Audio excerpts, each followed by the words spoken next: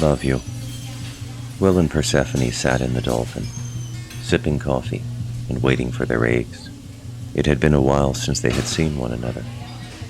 Will was in no mood to see her after the Good Friday dinner fiasco. He felt betrayed by her having declared to her mother that she was pregnant while he was there, without any forewarning that she was going to do it. He felt used somehow, though when he tried to define how, his mind came up blank.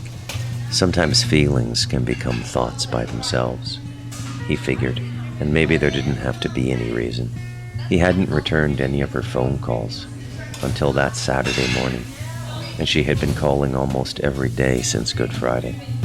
She felt very guilty about how the dinner thing played out, and she felt horrible about the awkwardness of the whole event for Will. What more was there to say between he and her mother after she dropped a bombshell like, "I'm pregnant"? "Oh shit," she said. "I'm sorry, I had no right to do that to you." "No, you didn't. Can you forgive me?" "I already have."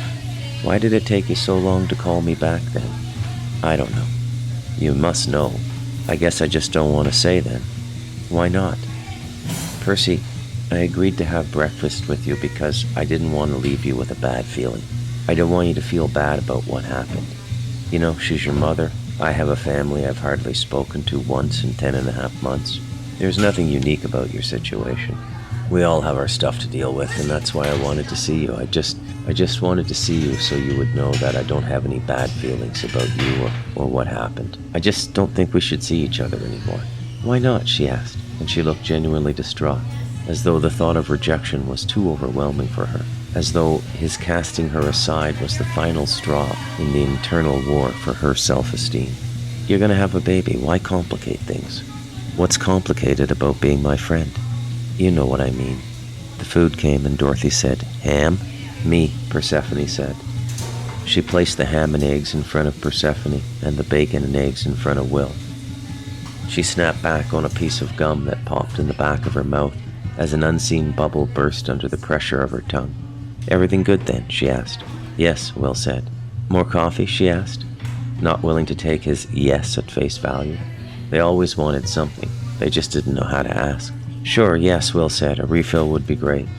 "I seen him drink 9 cups of coffee in an hour and a half one time," Dorothy said to Persephone, who nodded her head and smiled bemusedly at Will.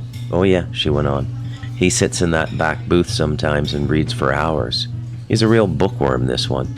And that was the last of her commentary. She left them to eat in peace.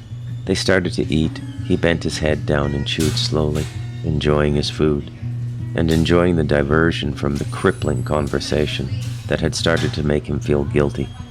And he didn't know why he had to feel guilty. He had done nothing wrong, and so there was no reason to feel guilty.